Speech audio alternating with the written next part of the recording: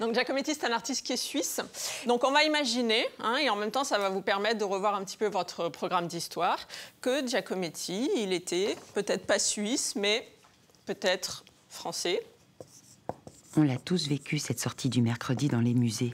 On y va en traînant des pieds, en sachant qu'elle peut très vite tourner à l'ennui. Mais quand on a une prof qui sait capter notre attention et qui nous laisse nous exprimer, alors la visite est beaucoup plus stimulante. Stéphanie Jolivet, c'est l'enseignante qu'on aimerait tous avoir en classe. Démonstration au musée du Lam, où la découverte de l'exposition Giacometti passe par un atelier d'écriture.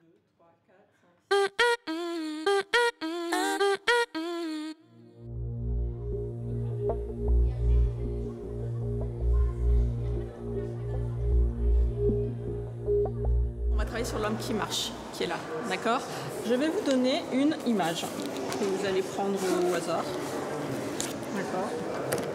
Et vous allez devoir m'écrire un petit texte qui veuille dire quelque chose en croisant l'image et la sculpture. Ça va? Yes.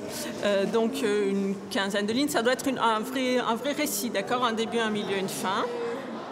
Alberto machin, mais il ne peut pas marcher parce qu'il y a le truc qui le retient. Ah, alors ça c'est intéressant parce que soit tu te dis que c'est une représentation, donc il est en train de marcher et tu t'en fiches qu'un socle. Soit tu le prends comme il est ici, en te disant, il a les deux pieds pris dans quelque chose et il ne peut pas avancer, il veut marcher mais il ne peut pas avancer. Donc c'est à toi de choisir comment tu l'utilises. Capter l'attention des ados et les pousser à regarder vraiment les œuvres pour qu'ils visitent le musée de manière active, voilà le pari que tentent désormais de relever les professeurs, mais aussi les services pédagogiques des musées, comme le LAM. Avec les tout petits et les 2-4 ans notamment, on a pensé des activités qui sont complètement rythmées sur les capacités d'écoute et d'attention des enfants, où le guide est dans la position d'être un acteur, où il va raconter une histoire. Donc ça sensibilise les enfants au vocabulaire plastique élémentaire. Ce qu'on propose aussi à partir de 7 ans à peu près, c'est des visites philo, totalement différentes des visites traditionnelles, où on retourne le schéma vraiment de visite, puisque le guide est plus du tout dans la transmission de savoir, mais il est vraiment juste un questionnant. Et c'est les élèves qui, en fait, en réponse à ces questions, vont nourrir une réflexion sur l'art qui leur est propre. Vous avez, c'est ce qu'on appelle les cages, d'accord? Giacometti, il a fait des cages comme ça, il en a fait beaucoup, qui sont assez théâtrales. Donc là, vous pouvez choisir l'œuvre que vous voulez dans la salle. La consigne, elle est très simple, vous devez m'écrire une petite scène de théâtre.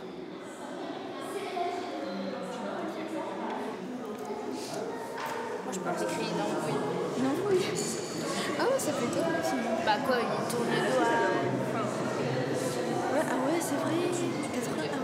Aujourd'hui, je vais être une guerrière, une putain d'Amazon, je règle pas sur ceux de nos ancêtres. On est venu pour respecter nos mères. Ce cirque est désormais célèbre et marque un pas dans l'histoire du féminisme. Pendant longtemps, les musées ont accompagné les publics en leur proposant des visites très traditionnelles. L'enjeu pour moi, c'est de décomplexer les visiteurs, de faire que ce musée appartienne à tous et que chacun s'en saisisse librement. Voilà, c'est d'en faire un lieu public en fait.